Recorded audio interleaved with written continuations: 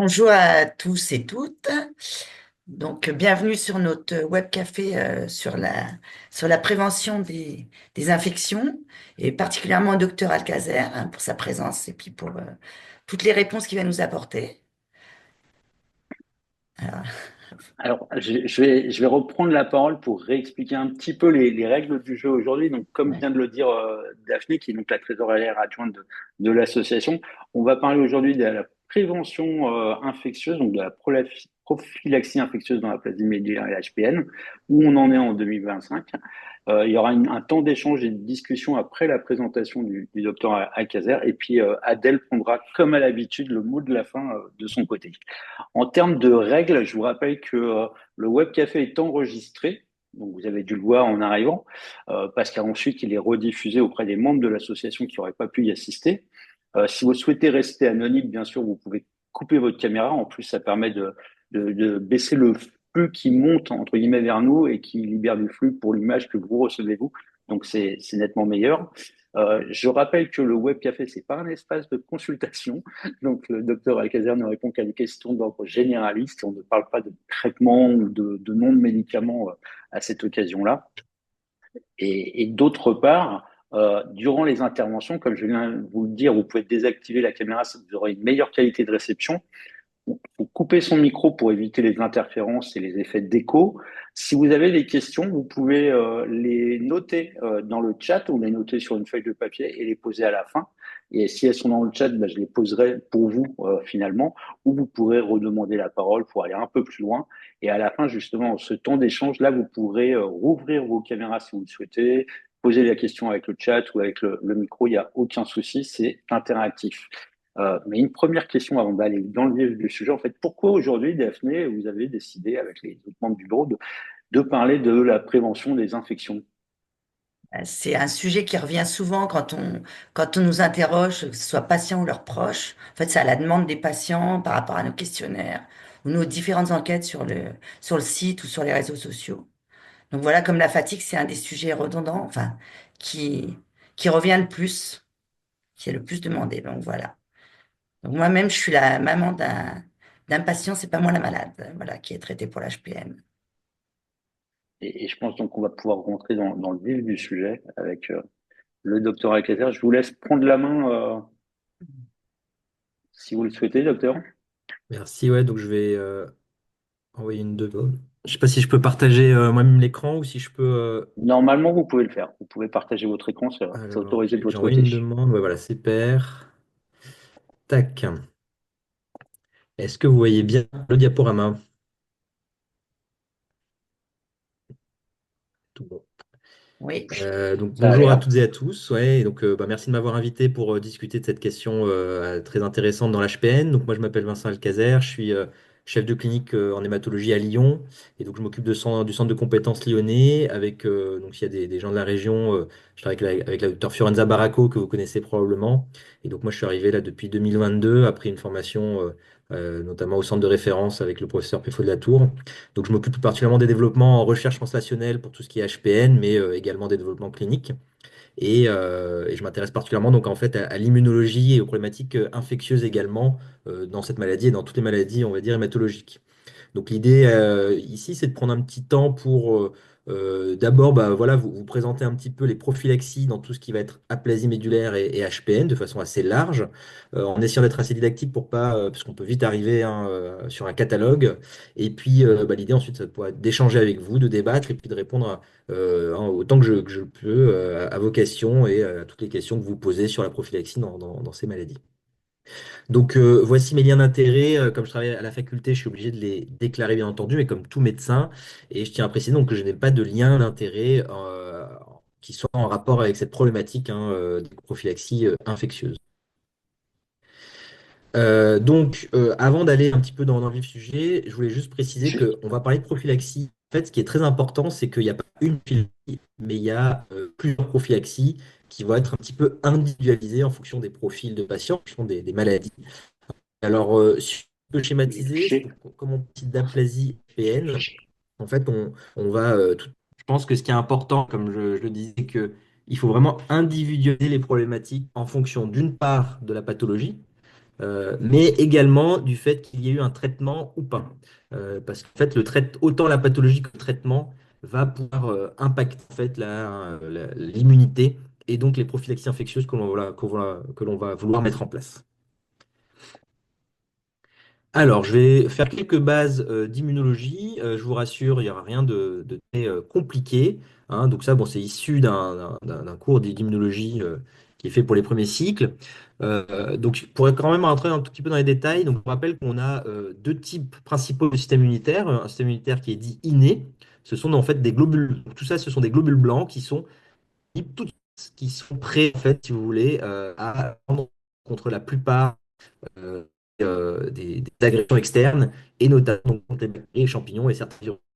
Donc, parmi les défenses immunitaires, on a bien sûr nos épithéliales, c'est quoi? En fait, c'est la peau, et c'est la première défense en fait, contre l'infection, c'est notre système, la peau qui protège contre les agressions externes.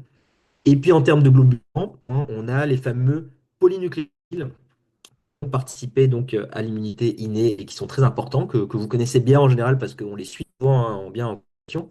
Et le système du complément, hein, que les patients atteints d'HPL commencent à bien connaître, hein, parce que c'est un problème, c'est un système qui est dérégulé hein, dans l'hémoglobinurie paroxydique. Donc l'immunité innée, vous voyez, c'est une immunité qui se met en place immédiatement en cas d'infection, en cas d'agression externe. Et à l'inverse, l'immunité adaptative, ce sont aussi des globules blancs, mais des globules blancs ce qu'on appelle les lymphocytes. Donc c'est un sous-type de globule blanc particulier qui va mettre plusieurs mois à se mettre en place. Parce qu'en fait, le but de l'immunité adaptative, c'est d'entraîner des lymphocytes qui vont être spécialisés contre un type d'infection. Et ces lymphocytes vont mettre quasiment 5 à 7 jours à se mettre en place. Par contre, une fois qu'ils vont être en place, l'avantage de l'immunité adaptative, c'est qu'il va y avoir une mémoire immunitaire qui va pouvoir ensuite, dans un second temps, être disponible, on va dire, tout de suite en cas de nouvelle infection avec exactement hein, le même micro-organisme. Et donc, c'est une immunité qui va être particulièrement importante pour les virus et également pour certaines bactéries qui sont très protégées. On dit des bactéries qui sont encapsulées, c'est-à-dire des bactéries qui vont être protégées contre l'immunité innée et qui vont avoir besoin d'avoir des anticorps hein, pour aller les chercher, pour aller essayer de les détruire. Donc, les polychlorantrophiles, si on veut schématiser, c'est vraiment les principaux acteurs de l'immunité innée, hein, particulièrement donc, pour nous défendre contre les bactéries et les champignons. Les bactéries, attention, ce sont autant les bactéries de l'extérieur, mais également nos propres bactéries, puisque je vais en discuter un petit peu, mais je vous rappelle qu'on est constitué, on a plus de bactéries quasiment que de cellules dans notre corps. Et puis bah, les champignons, en fait, les champignons, il y en a partout, c'est-à-dire que dans la poussière, dans l'air, il y a des champignons partout, et sans ces polynucléotrophiles, on pourrait avoir des infections dites opportunistes sans arrêt par ce type de champignons. Alors, on va commencer par discuter un peu plus de l'immunité innée et voir un petit peu bah, dans l'aplasie et l'HPN, quelles sont les situations où on va avoir une altération de l'immunité innée. En fait, l'immunité innée va être altérée principalement en cas de traitement de type chimiothérapie. On sait hein, que une chimiothérapie va en fait avoir un impact, va freiner la moelle osseuse, va entraîner ce qu'on appelle une aplasie de par la chimiothérapie et va donc de fait impacter l'immunité innée. Mais c'est le cas aussi des patients atteints d'aplasie médulaire qui vont être au diagnostic ou au suivi, qui vont avoir en fait des polynucléotrophiles qui vont être bas. Et donc il y a ce fameux seuil hein, de polynucléotrophiles, on dit inférieur à 0,5. En fait, 0,5, c'est un seuil qui vient d'études assez anciennes, mais qui signe en fait une fragilité particulière face aux champignons, face aux bactéries et face aux agressions d'extérieur. Et il y a une autre action qui se passe, mais plutôt en cas de traitement, on va dire lors d'hospitalisation, c'est aussi l'altération de nos barrières muqueuses. C'est-à-dire qu'en fait, le fait d'avoir par exemple un cathéter central qui va rentrer dans la peau fait en fait que la peau ne va plus bien protéger contre les bactéries extérieures et il va y avoir une entrée en fait, une porte d'entrée pour les bactéries. C'est le cas également quand on a des problèmes de mucite suite à des chimiothérapies. Ça fait tout autant de portes d'entrée hein, pour les bactéries et pour les bactéries notamment de notre corps. Donc, quand on a une altération de l'immunité innée, notamment des neutrophiles, le premier risque, ce sont en fait nos propres bactéries. Et en l'occurrence, quand on a des globules blancs très bas, des neutrophiles très bas, et éventuellement, si en plus on a de la chimiothérapie qui altère et qui va altérer la régénération de nos intestins et qui va un petit peu sensibiliser nos intestins, ben en fait, il faut s'imaginer que toutes les bactéries de notre microbiote peuvent passer dans le sang et peuvent être source d'infection en fait. Et donc ces bactéries qui nous rendent service dans les intestins, en l'absence d'immunité qui permet de les contrôler un petit peu, peuvent cette fois-ci être plutôt nocives si elles passent dans le sang.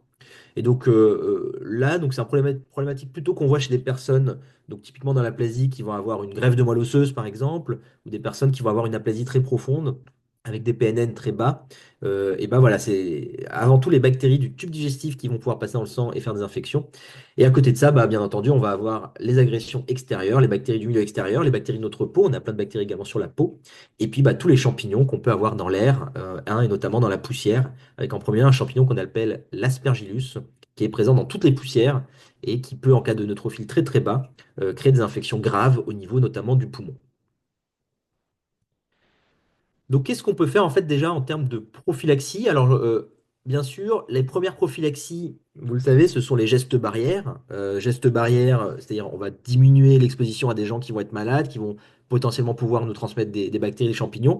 Et puis, bah, les gestes barrières un peu drastiques en cas d'aplasie profonde et de traitement, c'est la chambre stérile. La chambre stérile qui va bien entendu pousser l'air en dehors de la chambre pour pouvoir éviter qu'il y ait de la poussière qui rentre et pour minimiser le risque d'infection. Mais bien entendu, tout le monde ne va pas être en chambre stérile. Et puis, on a des personnes atteintes d'aplasie médulaire qui vont avoir une aplasie chronique au long cours et qu'on ne va pas hospitaliser toute la vie et ça se passe très bien à la maison. Et donc, pour ces problématiques-là, on va en fait proposer des traitements pour minimiser le risque d'infection. Et donc, en termes de traitement, globalement, il y a trois principaux types d'infections qu'on va essayer de contrôler en termes de champignons. Donc, cette diapositive, je vous ai repris les prophylaxies pour les champignons. On a donc trois principaux champignons que l'on on veut contrôler. On a un champignon qui s'appelle le candida qu'on a dans la peau et dans le corps. L'aspergillus, qui est ce fameux champignon qu'on a dans la poussière et qu'on a partout dans l'environnement. Et puis le pneumocystis, qui est un champignon en fait qui est présent dans la gorge d'environ la moitié de la population générale. Quand on a des défenses immunitaires, ce champignon il ne fait strictement rien. Par contre, quand on n'a pas de défense immunitaire, ce champignon peut créer des pneumonies, des infections respiratoires très très graves. Et c'est quelque chose voilà, qui peut amener à une hospitalisation, voire à une détresse respiratoire, donc quelque chose qui peut être assez sévère. Donc, qu'est-ce qu'on va faire pour prévenir ces problématiques? Déjà, il faut savoir que, en termes, pour le Candida et l'Aspergillus, ce sont surtout les patients qui vont avoir des neutrophiles à moins de 0,5 giga par litre qui vont être à risque. Donc un traitement sera proposé par votre médecin uniquement dans ces situations-là. Donc ça va être au cas par cas pour les aplasies qui ne sont pas traitées. C'est très rare qu'on le propose dans l'HPN, puisque dans l'HPN, la plupart du temps, les neutrophiles sont normaux. Si les neutrophiles commencent à descendre, c'est qu'en fait, on a une évolution vers l'aplasie, et votre médecin vous en parlera que si vous avez des neutrophiles à moins de 0,5 de façon chronique.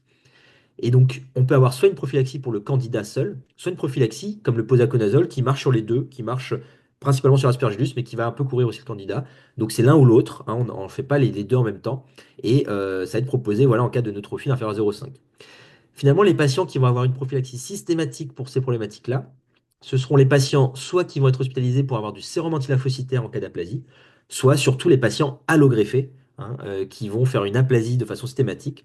Et donc la prophylaxie pourra être proposée pendant à peu près alors, le mois qui va suivre la greffe, parfois les 3 premiers mois, hein, pour couvrir la période vraiment à risque. À côté de ça, on a donc le pneumocystis. Donc le pneumocystis, lui, la prophylaxie, ça va être un traitement qu'on appelle le Bactrim, qui peut se prendre 3 fois par semaine. On a des alternatives aussi, on a la Velvon, on a aussi des aérosols que vous avez peut-être déjà reçus, de pentacarinate, qui sont efficaces aussi, mais un peu moins. La référence, c'est le Bactrim quand on est capable de recevoir, parce que le Bactrim peut parfois interférer un peu avec certaines vitamines importantes pour la moelle. Le Bactrim, on le prend 3 fois par semaine, c'est un comprimé de Bactrim forte, en général on le fait lundi, mercredi, vendredi. Il n'est pas du tout indiqué dans les aplasies ou les HPN qui ne sont pas traités, puisque la plupart du temps, contre ce champignon, on a besoin des neutrophiles, mais on a besoin aussi un peu de lymphocytes. Et il n'y a pas forcément d'atteinte des lymphocytes dans les maladies au diagnostic. Par contre, il va être indiqué à partir du moment où on a du sérum antilymphocytaire ou qu'on a une allogreffe de moelle osseuse. Et il va être indiqué jusqu'à ce que nos lymphocytes récupèrent. Alors, les seuils ne sont pas toujours consensuels. Certains centres font jusqu'à 200 lymphocytes CD4, d'autres jusqu'à 400. Ça, voilà, ça fait partie un petit peu de l'expertise du médecin qui vous suit. Mais en gros, voilà, c'est une prophylaxie qu'on va vous proposer dans ces situations-là. À côté des champignons et des problématiques d'immunité vraiment purement sur les neutrophiles, on va discuter un petit peu des problématiques plutôt bactériennes. Et pour ça, on va illustrer donc en abordant un petit peu la problématique du complément. Donc le complément, c'est un système complémentaire aux neutrophiles qui vient aider les neutrophiles dans l'immunité innée pour combattre beaucoup de choses, notamment des bactéries, et des bactéries qui peuvent être un peu protégées contre le système immunitaire et qui peuvent être, là encore une fois, donc on dit encapsulées, c'est-à-dire des bactéries qui vont avoir une couverture qui les protège contre l'activité du système immunitaire inné, contre les neutrophiles. Donc ce complément, il est majeur, il est très important pour la défense immunitaire. Et en fait, le complément, si vous voulez, dans l'aplasie et dans l'HPN, le complément, il est fonctionnel. Ce n'est pas le complément qui ne marche pas. Le problème de l'HPN, c'est que ce sont les globules rouges qui ne sont plus protégés contre l'action du complément et les globules rouges donc sont exposés à l'action du complément. Et donc en fait, ce n'est pas tant le complément lui-même qui est défaillant, c'est plutôt que pour traiter l'HPN, on va proposer une inhibition du complément qui va très bien marcher donc pour contrôler la maladie, mais qui du coup va exposer à un risque augmenter, d'avoir des infections à certaines bactéries et certaines bactéries qui reposent particulièrement sur l'activité du complément pour être détruites. Donc c'est le cas notamment, notamment des méningocoques. C'est majeur, c'est surtout le méningocoque. Et puis certaines bactéries encapsulées, on va le voir comme le pneumocoque et l'hémophilus. Donc le complément, là aussi, puisque le cas peut être compliqué. Je vais juste vous donner deux clés. Le complément, il a deux actions. Il a une action en fait, distale qui globalement sert à détruire la cible, à liser la cible. L'action proximale qui sert un peu, si vous voulez, à identifier les cibles pour ensuite aille les reconnaître, ensuite les et les manger, si vous voulez. Donc, c'est deux actions. Une action qui est distale, terminale, une action qui est plutôt proximale. Et en fait, c'est important parce qu'en fonction du traitement que vous allez avoir, notamment pour l'HPN, on ne va pas avoir le même effet sur ces deux actions. Et donc, pour le patient donc, atteint d'HI, si on veut juste aller un peu plus loin, quand on fait un traitement par eculizumab ou eculizumab, on va inhiber surtout la partie distale du complément, et qui est donc très importante pour le médecin en particulier. On inhibe la partie plus proximale, notamment avec les traitements un peu plus récents comme le pegcetacoplan ou l'iptacopan ou le danicopan. On va non seulement inhiber la partie, mais aussi la partie proximale qui va servir notamment être important combattre certaines infections comme le pneumonie ou l'hémophilus. On va voir des choses un peu supplémentaires. Donc, ça nous permet d'introduire les profils contre les bactéries. Contre les bactéries, qu'est-ce qu'on peut faire? La première chose qu'on va proposer contre certaines bactéries sont des vaccinations. On ne peut pas vacciner contre toutes les bactéries, notamment les bactéries de notre corps, et, toutes les bactéries de l'extérieur, parce qu'on n'a pas de vaccin pour tout, mais on a des vaccins contre les bactéries les plus graves et tous les vaccins qui sont les plus efficaces. Donc les premiers, bien entendu, les méningocoques. Les méningocoques, on va les proposer surtout hein, aux patients donc, qui sont atteints d'HPN, une fois, parce qu'on va débuter un traitement anticomplémentaire. À l'inverse, si vous êtes atteint d'hilaire ou d'HPN, vous n'avez pas de traitement anticomplément, ou alors si vous êtes atteint d'aplasie, vous avez eu un traitement par sérum, lymphocyte. En fait, les recommandations vaccinales sont comme la population générale. On ne va pas faire vacciner plus, on va simplement mettre à jour la vaccination pour réduire le risque, mais vous n'avez pas de surrisque, car le complément, a priori, n'est pas atteint dans ces situations. Un point à part donc pour les patients allogreffés. Les patients, donc si vous avez reçu une allogreffe, en fait, en cas d'allogreffe, hein, comme le médecin qui a dû vous expliquer, on repart à zéro de la vaccination. Donc en fait, on vous fait un schéma un petit comme si on repartait à zéro de la vaccination. Donc c'est comme la population générale, mais comme un nouveau-né finalement, on va faire un schéma un peu plus important.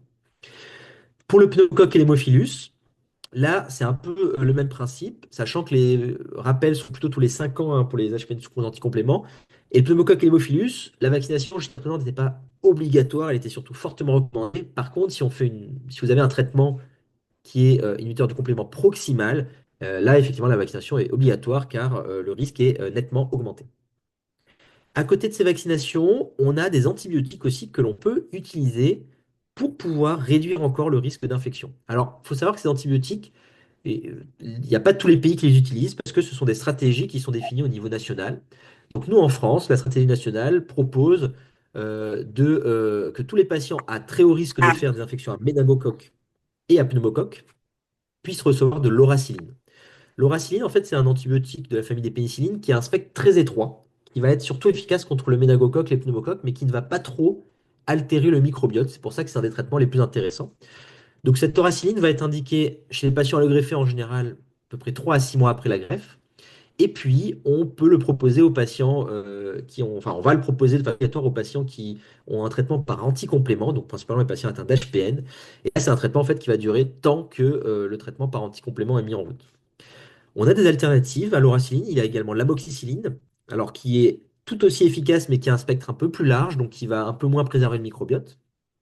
Puis pour les personnes qui seraient allergiques aux pénicillines, on a également des macrolides. Alors j'ai mis deux exemples, la roxythromycine, l'érythromycine, mais il y en a entendu plein d'autres qui peuvent être proposés en cas d'allergie aux pénicillines.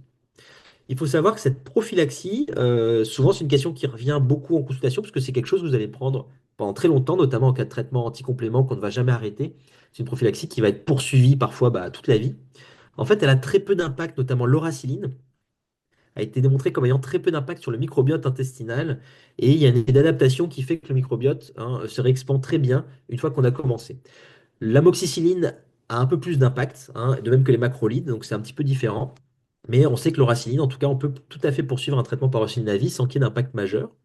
Et puis, cette prophylaxie, elle n'est pas parfaite. Il faut savoir que l'oracycline, elle ne couvre pas tous les méningocoques, pas tous les pneumocoques, mais ça permet de réduire drastiquement en fait le risque.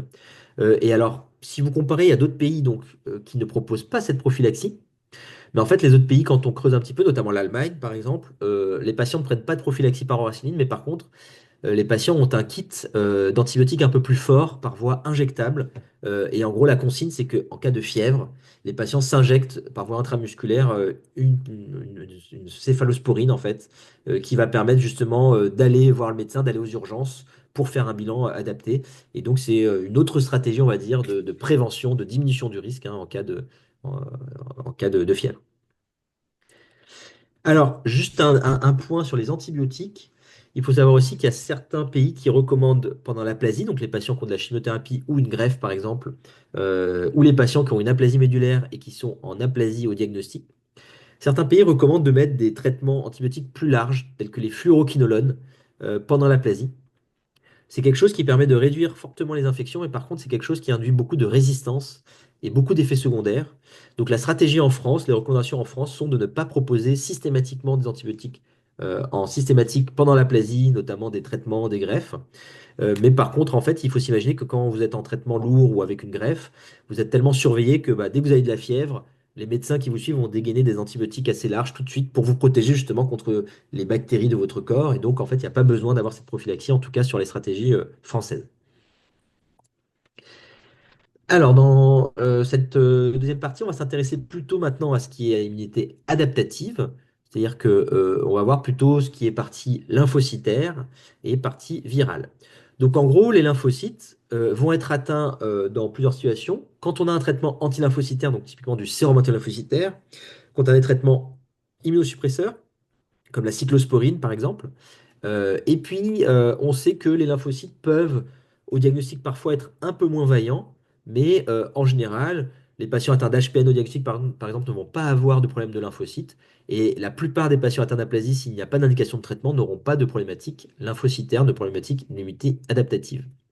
Les lymphocytes, on a des lymphocytes donc plutôt B qui vont servir à faire des anticorps, mais il ne faut pas oublier qu'on a des lymphocytes T aussi, d'autres types de lymphocytes qui, eux, vont servir à aller reconnaître les cellules infectées et détruire directement les cellules infectées en allant tout de suite au contact de ces cellules. Donc les deux sont importants. Et donc souvent, quand on parle à la télévision ou dans la population générale d'immunité lymphocytaire, on pense aux anticorps. C'est très important les anticorps.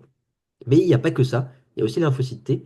Et notamment, si on pense au Covid, par exemple, on a beaucoup pensé que avoir des anticorps était suffisant, mais en fait, on sait que c'est pas forcément suffisant. On a besoin des lymphocytes T pour éliminer le virus une fois qu'il est dans le corps. Donc, les seuls anticorps ne sont pas toujours un bon corrélat, on va dire, de l'immunité adaptative. Donc, cette immunité, elle va être très importante pour les virus.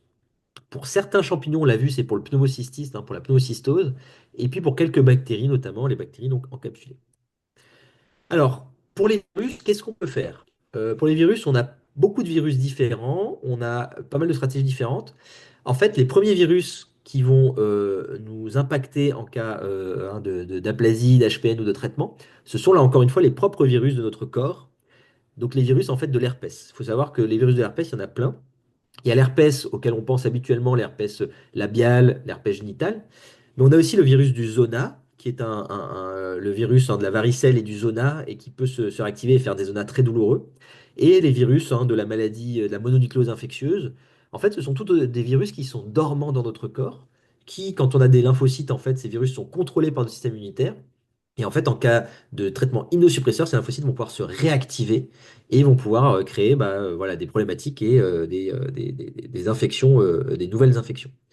Donc, comment on prémunit de ces virus dans notre corps? On a là des traitements donc, antiviraux. On a le valacyclovir, qui est un traitement qui est très bien toléré et qu'on peut poursuivre alors, chez des patients pendant plusieurs années sans aucun problème. Et puis le léthermovir, qui est un traitement plus récent, lui qui est plutôt pour le CMV, qui est assez spécifique, qui est très coûteux et qu'on va mettre que dans certaines indications.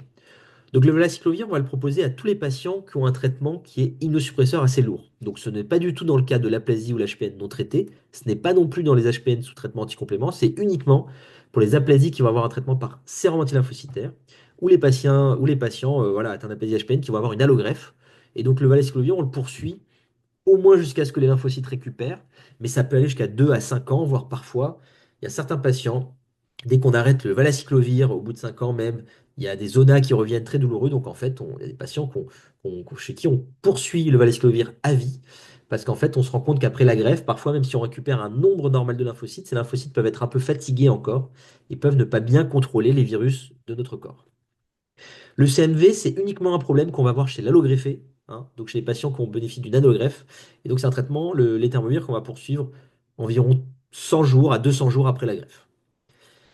Il faut savoir qu'en cas de problème de virus, notamment de virus respiratoires, je pense donc actuellement on est en période hivernale, tout le monde fait, voilà, alors il y a les problèmes de grippe, on va en parler, mais il y a beaucoup de virus respiratoires qui ne sont pas de la grippe, du VRS, des parainfluenzae, des rhinovirus, il y a plein de petits virus, c'est les virus du rhume en fait qui peuvent faire des simples rhumes, mais qui, chez les patients allogreffés, peuvent faire des problématiques importantes. Et donc, pour ces virus, on a des anticorps que l'on peut perfuser, Privigène, Octagam, Gammagarde, peu importe. Mais globalement, on peut proposer aux patients allogreffés pour une aplasie des perfusions d'immunoglobuline une fois par mois en cas de problématique infectieuse à répétition, ou alors si les anticorps ne sont pas très élevés, si on a des immunoglobulines qui restent basses. Et puis enfin, donc la grippe et le Covid. Alors, on pourra en parler pendant des heures, hein, des stratégies vaccinales françaises contre la grippe et contre le Covid. Est-ce qu'elles sont toujours aussi pertinentes? Est-ce qu'elles sont toujours aussi efficaces? En gros, pour l'instant, je vais juste vous dire les recommandations. Actuellement, effectivement, en France, on recommande de vacciner contre la grippe et le Covid pendant la période hivernale. Et donc là, actuellement, tout le monde est concerné. Pourquoi? En fait, en cas d'aplasie d'HPN, si vous n'avez pas de traitement, vous n'êtes pas plus à risque de faire une grippe grave, par exemple. Par contre, en cas d'HPN, si vous faites une grippe, eh ben, vous êtes beaucoup plus à risque d'avoir des complications liées à votre maladie, c'est-à-dire d'avoir une activation supplémentaire du complément et d'avoir soit une hémolyse, soit une thrombose qui peut être potentiellement grave. Donc c'est pour minimiser ce risque en fait qu'on va proposer une vaccination contre la grippe. Et donc pareil pour l'allogreffé pour le coup et les patients qui ont reçu du sérum antilymphocytaire. Pour le coup, on a une diminution forte des lymphocytes et donc on est plus à risque de faire des grippes graves, des grippes qui peuvent amener en réanimation. Particulièrement cette année, on a eu pas mal de cas assez sévères de grippe. Et donc voilà, c'est quelque chose qu'on recommande de façon hivernale. Pour le Covid, alors le Covid, c'est toujours recommandé actuellement, pour les mêmes raisons que pour la grippe, même si actuellement, c'est vrai qu'on a des variants, alors sur les dernières vagues, on a eu des variants qui étaient quand même moins graves, moins sévères, des formes un peu moins graves. On a été moins embêtés là sur la dernière vague que pour la grippe, mais c'est quelque chose voilà, qui fluctue, qui évolue, et donc qui est sujet de recommandations qui sont en évolution constante, et donc on remet à jour hein, régulièrement en fonction des dernières données que nous transmettent nos infectiologues. Voilà, pour conclure, je vous rappelle que donc effectivement la première prophylaxie, c'est bien sûr de réduire l'exposition, c'est-à-dire de maintenir des gestes barrières et d'éviter les situations où vous êtes à risque, par exemple avec des gens qui peuvent tousser, qui peuvent être malades, qui peuvent vous transmettre leurs microbes. Surtout, voilà, quand on vient d'être allogreffé notamment ou qu'on a encore de la cyclosporine, le but bien entendu, ça ne veut pas être de vivre reclus hein, et comme un ermite toute votre vie, mais faire attention notamment sur certaines périodes et puis essayer de minimiser ce risque. Et puis je vous rappelle aussi donc, qu'il y a eu des questions sur les vaccins vivants atténués. Donc chez les patients allogreffés, ces vaccins vivants donc, typiquement rougeole ou au rayon rubéole, ou alors les vaccins contre la fièvre jaune, sont contre-indiqués, hein, au moins 3 à 5 ans après la greffe. Donc ça, il faut bien se renseigner auprès de votre médecin et de vos infectiologues pour voir quand est-ce qu'on peut le reprendre. Et puis après un sérum lymphocytaire, si on a de la cyclosporine, c'est au moins jusqu'à l'arrêt de la cyclosporine, voire jusqu'à récupération après lymphocytaire un peu plus tardive. Voilà, je vous remercie pour votre attention. J'espère que la connexion a été assez stable. Et puis, bah, je serais ravi de discuter avec vous, voilà, de ces différentes problématiques si vous avez des questions. Merci beaucoup et la connexion a été assez stable effectivement. Merci à vous en tout cas Super. pour ces éléments d'information autour de la prophylaxie. Avant d'ouvrir le débat avec tout le monde, si je puis dire, j'ai une question assez naïve qui peut vous paraître naïve.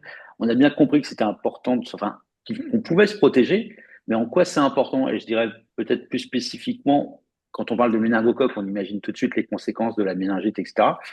Quand on parle d'aspergillus, d'aspergillose, c'est peut-être moins parlant. En gros, quel risque lié aux champignons, aux infections liées aux champignons?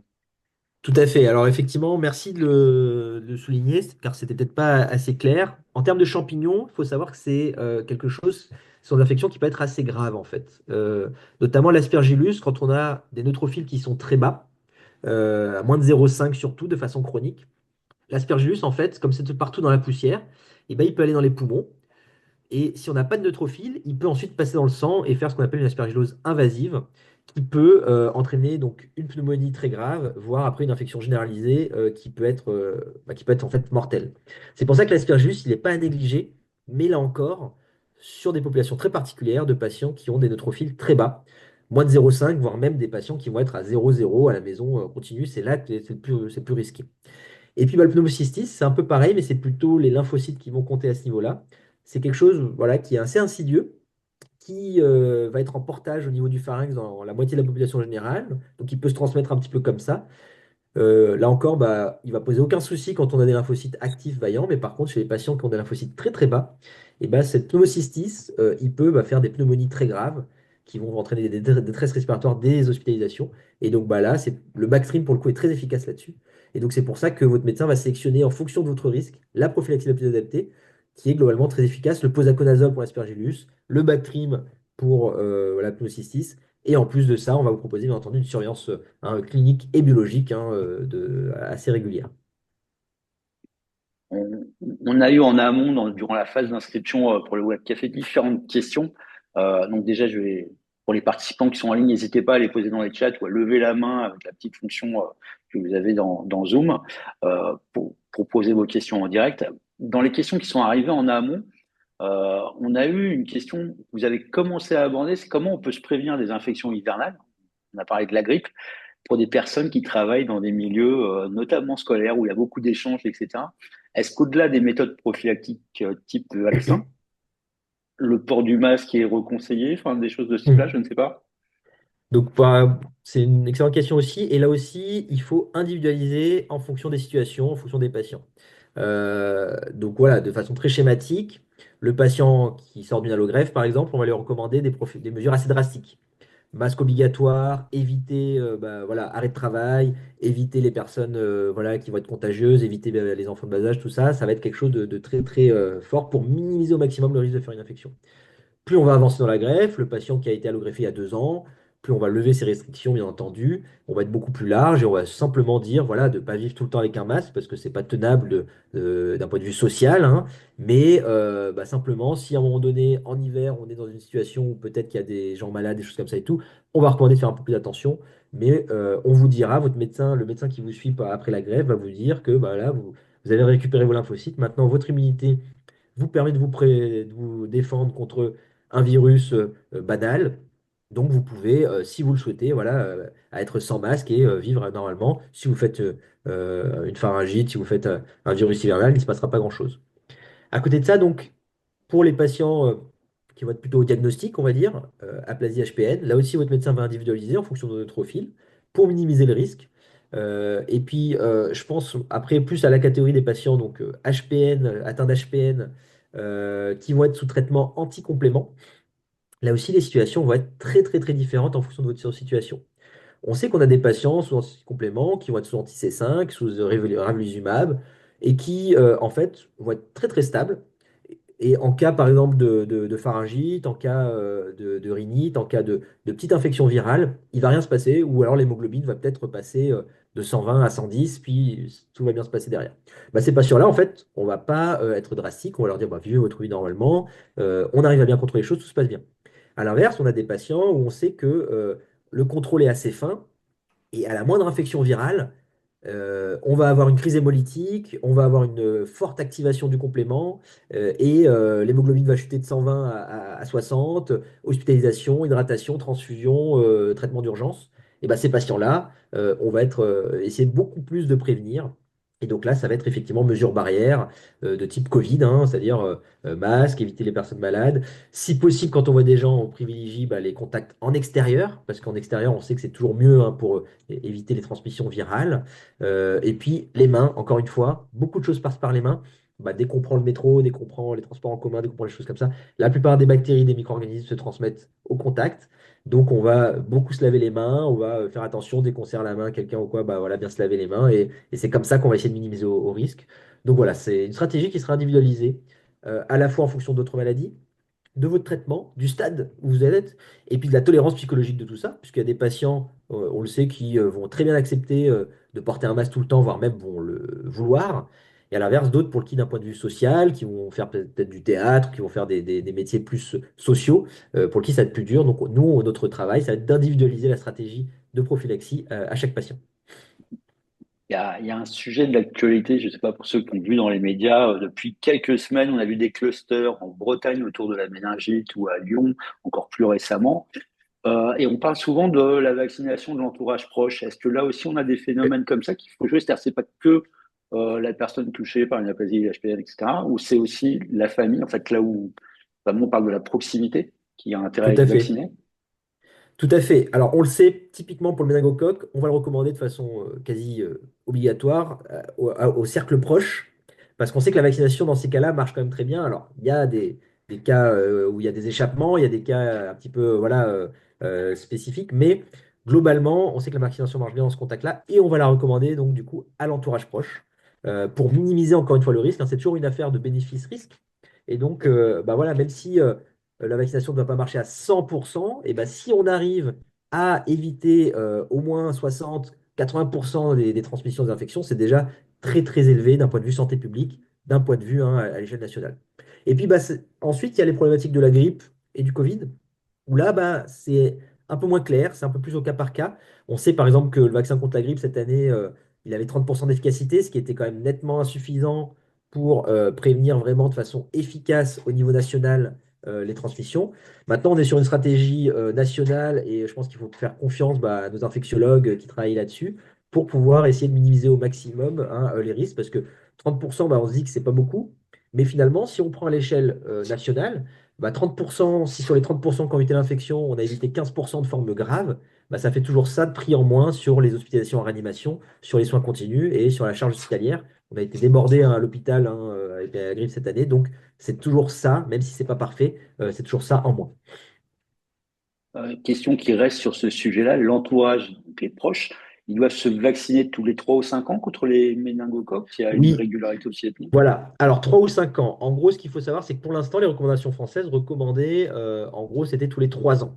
On a eu des données récentes qui nous ont montré que finalement, avec le Haut Collège de santé publique, on pouvait avoir une immunité qui persistait et donc ça allait être plutôt 5 ans. Maintenant, on en a discuté à la dernière réunion nationale avec notamment bah, le centre de référence et surtout les experts du complément. Pour l'instant, en fait, dans le cadre des problématiques d'aplasie, d'HPN, surtout d'HPN sous anticomplément, on conseille quand même de garder tous les 3 ans, parce qu'on sait qu'il y a quand même une petite baisse hein, de la couverture anticorps après 3 ans. Donc, on conseille quand même de garder tous les 3 ans. Et pour l'entourage, bah, on conseille de garder 3 ans aussi, mais là encore, on sait que parfois c'est plus compliqué, donc on va dire que c'est à partir de 3 ans, on commence à, voilà, à relancer la vaccination en disant voilà, ça serait bien de se revacciner, de remettre voilà, un rappel, quoi. D'accord. Une question qui est arrivée aussi dans le chat, alors qu'on change complètement de la vaccination, même si les antibiotiques sont pris de façon régulière, est-ce qu'il y a un intérêt à suivre une cure de probiotiques? Oui, non, peut-être. Alors, sûrement, Probablement. Maintenant, est-ce que cette cure va avoir un impact clinique, c'est-à-dire sur le fait que sur notre voilà comment on se sent, comment on va d'un point de vue clinique, ça on ne sait pas parce que c'est pas toujours évident à mettre en évidence. En gros, effectivement, alors l'oracilline, encore une fois, le spectre est très étroit et on arrive à avoir des données qui nous montrent qu'en fait le microbiote est quand même peu impacté. Plus avec l'amoxicilline et les macrolides. Maintenant, les probiotiques, il faut faire attention parce qu'il y a ce qui va être utile et il y a ce qui va être un peu marketing et qui va être un peu voilà, pour vous vendre hein, des choses en parapharmacie. Ce que je vous propose, moi, c'est en gros, si vous n'avez pas de troubles digestifs sous auracilline ou sous amoxicilline, si d'un point de vue digestif, vous n'avez pas eu de modification là-dessus et que vous n'avez pas de problématique particulière, eh ben, il faut surtout, le premier moyen d'avoir un microbiote diversifié, c'est en fait surtout votre alimentation. C'est-à-dire, c'est avoir une alimentation équilibrée, de manger des fruits et légumes, de manger des fibres, de ne pas manger trop de nourriture transformée. Et en fait, on l'oublie souvent, mais le premier médicament, bah, c'est l'alimentation. Et en fait, c'est de là que ça doit venir avant tout. Maintenant, si vous avez une bonne alimentation, mais qu'en plus, bah, vous commencez votre prophylaxie, vous avez des troubles digestifs, pourquoi pas hein, prendre un complément par probiotique qui peut vous aider un petit peu hein, à accélérer la reconstitution de vos microbiotes. Attention, dans le cas des allogreffes, les probiotiques vont être contre-indiqués au début, parce qu'en fait, comme vous pouvez avoir avec la chimiothérapie de la greffe, des altérations au niveau de votre barrière muqueuse, et ben en fait, il y a un risque que les bactéries de votre tube digestif passent dans le sang, mais un risque aussi que tout ce que vous prenez en probiotique passe dans le sang. Donc, il y a un risque d'infection. Donc, pour les allogreffés, il faut être très vigilant, c'est avoir avec votre médecin. Et par contre, voilà, dans les autres cas, bah, je vous conseille avant tout, concentrez-vous sur l'alimentation, l'hygiène de vie, c'est ça le plus important. Et si vous avez des troubles digestifs, bah, parlez-en peut-être pour faire une cure de probiotiques. Une question un peu particulière, enfin, on a deux assez particulières qui sont arrivées en amont. On est sur une personne de plus de 75 ans, entre guillemets, qui a une aplasie médulaire diagnostiquée assez récemment, on va dire un an, mais qui est réfractaire au traitement. Est-ce qu'il y a des précautions particulières pour elle? Enfin, euh, qu'est-ce qui se passe quand on est réfractaire? On doit être couvert encore plus ou Oui. moins, justement, parce qu'on est réfractaire, quoi. Donc là aussi, ça dépend, réfractaire, il y a beaucoup de situations. On peut être réfractaire à un traitement, mais surtout sur les plaquettes ou sur l'hémoglobine, et avoir des neutrophiles qui se maintiennent, une immunité lymphocytaire qui se maintient. Dans ce cas-là, on n'aura pas forcément de gros surrisques. À l'inverse, on peut être réfractaire avec effectivement vraiment des neutrophiles qui vont être très très bas, auquel cas, oui, en particulier, on va conseiller hein, une prophylaxie qui sera un petit peu plus soutenue, hein, on va dire. Et quand on parle de soutenu, c'est en termes d'antibiotiques, parce que sur la vaccination, on ne Voilà, peut alors pas là, jouer. là aussi, ça va être vaccination, voilà, vaccination et gestes barrières. Là encore, qu'on va recommander un peu plus de façon un peu plus drastique, on va dire, que voilà, quelqu'un qui serait bah, potentiellement avec une aplasie non traitée ou qui ne répond en tout cas de façon partielle, mais avec une immunité innée, des neutrophiles qui vont être normaux, des lymphocytes normaux, et auquel cas on va leur dire, bah voilà, quand même, le but, voilà, et c'est de vivre aussi. C'est aussi quelque chose qu'on considère, c'est-à-dire que une personne, par exemple, âgée qui va avoir une maladie potentiellement réfractaire, où on sait que potentiellement, si on n'a plus rien à proposer et qu'on va rentrer dans une phase de soins de confort, bah, nous aussi, notre travail, ça va être de faire un peu la balance bénéfice-risque entre, bah, sur les années qui restent à vivre, les mois, les années, voilà, on n'en sait rien, hein. Bah, qu'est-ce qu'on va faire? Est-ce que finalement, si on fait ça, si on donne des soins de confort, le but, c'est pas aussi bah, que le patient puisse profiter de la vie, puisse faire ce qui lui plaît? Si c'est quelqu'un qui, par exemple, était très social, qui voyage beaucoup, qui fait beaucoup de choses, bah moi je pense que notre travail, ça va être aussi de l'accompagner là-dedans et de faire en sorte d'adapter un petit peu ça. Parce que si on lui dit, bah là, vous n'avez pas de neutrophile, vous restez à la maison, vous faites plus rien pour le restant de vos jours, bon, bah ça peut être très dur psychologiquement aussi. Donc là aussi, on va s'adapter en fait à chaque situation pour proposer quelque chose qui va être adapté bah, au projet hein, de vie un petit peu du patient. On rechange complètement de domaine. Il y a quelques années, la vitamine D était relativement conseillée. Est-ce que c'est toujours le cas aujourd'hui? Oui, tout à fait. La vitamine D, c'est très important, mais en cas de carence, on est très carencé parce qu'en fait, surtout en hiver, hein, on a beaucoup moins d'exposition solaire. En fait, on a une grande partie de carence dans la population générale.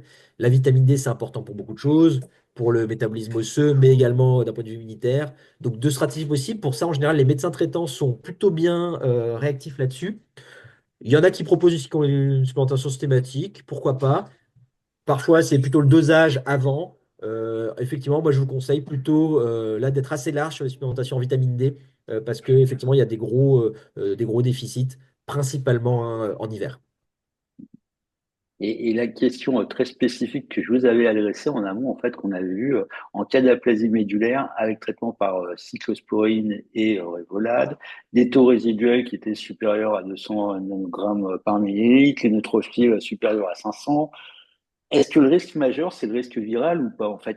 Est-ce qu'il y a une corrélation à un moment, gravité et risque viral dans la maladie? Et bah, en fait, on est tout juste en train de mieux comprendre ce genre de choses parce que, si vous voulez, les observations cliniques font que on a des patients qui sont traités par cyclosporine, qui sont à distance du sérum, et qui, en fait, ne vont présenter parfois aucune infection virale, qui vont très bien se porter et qui vont très bien tolérer tout ça.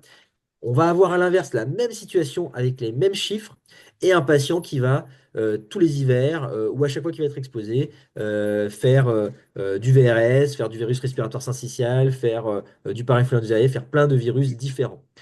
Ça, on comprend pas bien pourquoi, avec les mêmes chiffres en fait et le même traitement, on peut avoir des situations différentes. En fait, on se rend compte qu'il y a des susceptibilités individuelles qui vont être différentes au traitement.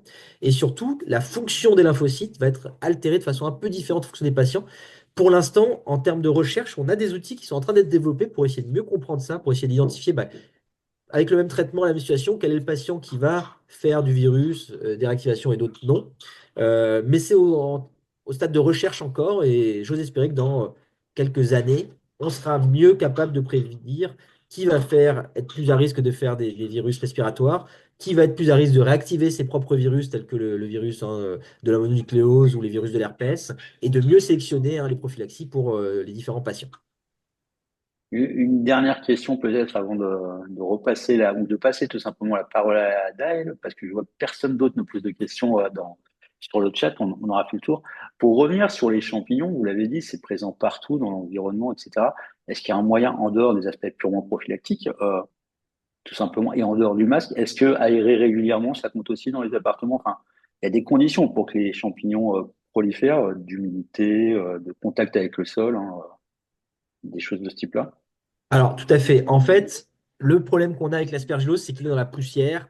Et la poussière, c'est très compliqué parce qu'il y en a partout. Et que bah, même si on aère ou autre, il y a l'air qui va.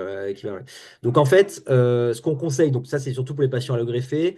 Déjà, toutes les recommandations peuvent varier d'un centre à l'autre. Il ne faut pas se formaliser. C'est pas des choses qui sont écrites dans le marbre. Ce sont des règles globales que l'on donne aux patients. Et ça peut varier un petit peu en fonction de l'expertise, on va dire, des différents centres.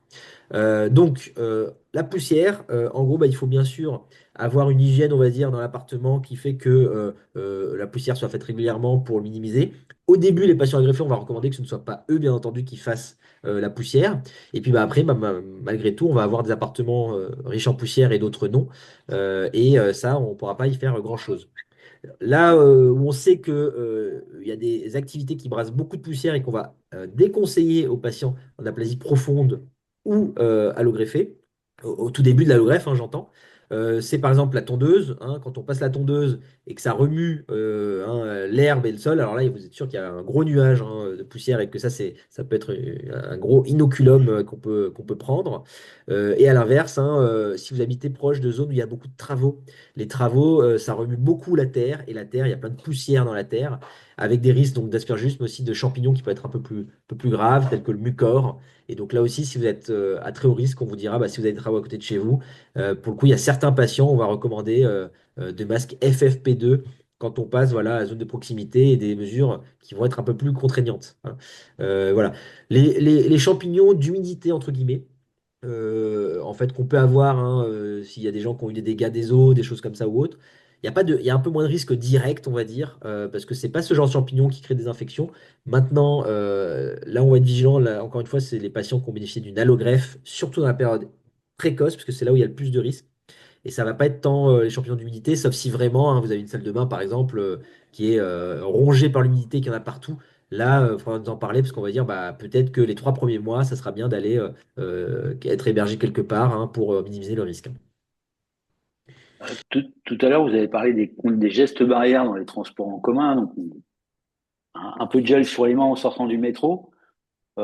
Si on revient sur les transports en commun, côté champignons, les gestes barrières, ça fonctionne aussi, entre guillemets, ou c'est les mêmes Ouais, précautions à alors prendre, que ce soit le virus, bactérie ou champignon, en gros? Bah, là aussi, nos patients allogreffés, transport en commun, typiquement les premiers mois, on va dire, c'est niet, il n'y a pas de transport en commun. Maintenant, les patients à risque, qui des fois n'ont pas le choix, ça peut arriver. Je pense qu'on a certains patients notamment qui n'ont pas forcément de couverture parfois, de prise en charge, des choses comme ça, et qui bah, font un peu comme ils peuvent. Et bah, dans le transport en commun, c'est FFP2. Il faut savoir que la FFP2, ça filtre hein, une bonne partie hein, déjà, et c'est la plus grosse protection possible. FFP2 et éviter les heures de pointe. Mais malgré tout, ça sera un peu sous-optimal, hein, c'est sûr, mais voilà, c'est mieux que rien. D'accord. Est-ce que quelqu'un parmi nos participants a encore une question pour le docteur Alcazer, que Alors, ce je vois soit en qu'il y a direct ou... un commentaire hein, sur les troubles digestifs, effectivement, en lien avec les antibiotiques, mais avec plutôt une intolérance Ah au oui, gluten. Donc, bah, je vous remercie pour ce partage. Effectivement, c'est important de signaler que tous les troubles digestifs sous antibiotiques ne sont pas forcément liés à une dérégulation de votre flore. Il va falloir aussi en parler avec votre médecin traitant, voire un gastro-entérologue, parce qu'il peut y avoir bah, des intolérances au gluten, des intolérances au lactose, d'autres choses qui se révèlent et donc qui peuvent participer à ça. d'accord. Je jette un dernier coup d'œil pour... Hop, je remonte, je redescends. Non, je pense qu'on a tout balayé. Merci à vous, docteur. Adèle, je te laisse conclure. Ah, Avec plaisir et merci pour votre attention et pour l'invitation. Merci à bonjour vous. à tous. Nous arrivons à la fin de notre web café dédié à la prévention des infections dans l'HPN et la plasmie médullaire. Je tiens à remercier le docteur Vincent Alcazer, chef clinique à l'Hospice de Civil de Lyon. Aussi, nous remercions nos partenaires institutionnels qui ont permis la mise en place de ce web café, les laboratoires Alexion, Novartis et Sobi. Merci également aux membres du bureau, Priscilla, Chloé, Daphné, Rodika et Annie, pour leur créativité et motivation. Merci aussi à Laurent qui a bien animé avec son équipe de l'agence Loma. Ils nous ont accompagnés pour organiser le Web Café. Euh, Nous avons exploré les multiples dimensions des bases de l'immunologie, le mécanisme du microbiote intestinal et les prophylaxies indispensables pour nos deux pathologies. Donc, à la fin, on conseille aussi la vaccination, si c'est quelque chose d'important pour nous.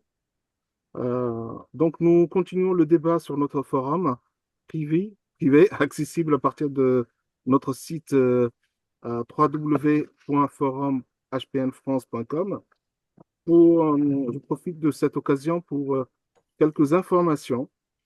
Nous serons présents pour notre deuxième édition de la course des héros le 15 juin prochain à Paris.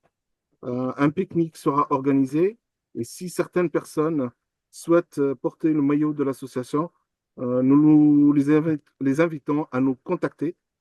Une information à ce sujet sera publiée prochainement. Dernier point d'information, nous vous attendons nombreux le samedi 28 juin 2025 pour la 7e journée nationale d'information des patients et leur entourage. Et il va y avoir des surprises, comme il y a 2 ans déjà, hein. Encore merci à tous et à très bientôt et merci à tous.